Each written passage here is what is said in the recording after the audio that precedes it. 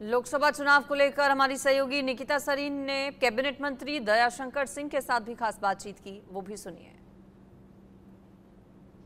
Uttar Pradesh cabinet मंत्री दयाशंकर सिंह इस वक्त हमारे साथ मौजूद हैं। सर, इस वक्त चुनावी माहौल है और ऐसे में जो आरोपों का सिलसिला है वो खत्म नहीं हो रहा है। ऑपोजिशन आरोप लगा रहा है, चाहे वो भारतीय जनता पार्टी पे हो।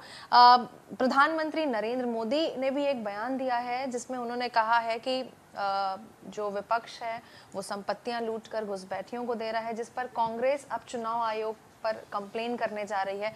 तो सर, एक तरफ जहां फर्स्ट फेज के इलेक्शंस उतने अच्छे रिजल्ट्स नहीं हुए, कम हुआ, वहां पर ऐसे प्रत्यारोप कितने मायने रख रहे हैं अभी? देखिए, विपक्ष कोई चुनाव नहीं लड़ रहा है। विपक्ष केवल अपने परिवार को सुरक्षित रखने के लिए चुनाव लड़ रहे हैं। कांग्रेस पार्टी का सबसे शीर्ष नेतृत्व सोनिया गांधी जी एकमात्र उत्तर प्रदेश से सांसद थी और आज वो राजस्थान से राज्यसभा से सुरक्षित पहुंचने का काम की। राहुल गांधी जी उनके दूसरे शीर्ष नेतृत्व हैं जो आज केरल में अपने 3 पीढ़ियों की परंपरागत सीट छोड़ करके आज केरल में जाकर के चुनाव लड़ रहे हैं।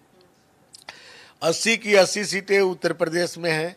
कोई उन लोगों को इसकी कोई चिंता नहीं है, न कोई इनको देश बनाने के लिए या न सरकार बनाने के लिए चुनाव लड़ रहे हैं।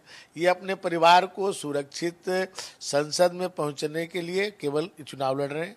उसी तरह उनके सहयोगी समाजवादी पार्टी है। समाजवादी पार्टी आप देखिए केवल अपने केवल परिवार के लोगों को 5 सीट उन्होंने दिया है एक समाज में और 5 के 5 अपने परिवार में दिया। एक भी कार्यकर्ता उनको नहीं मिले कि जो उनको जो है जिनके लिए लाठी डंडा खाते रहे होंगे।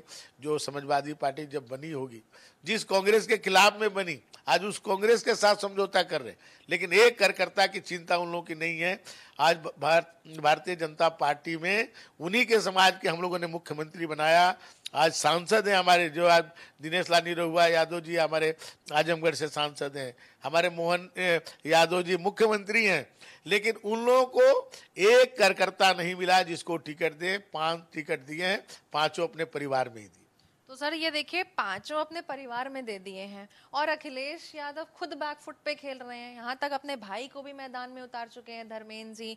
पत्नी उनकी मैनपुरी से खड़ी है, लेकिन वो खुद अभी चुनावी मैदान में कहीं नजर नहीं आ रहे। देखिए, वो एक्सपेरिमेंट कर रहे थे कि हम चुनाव लड़े तो जीतेंगे कि नहीं जीतेंगे।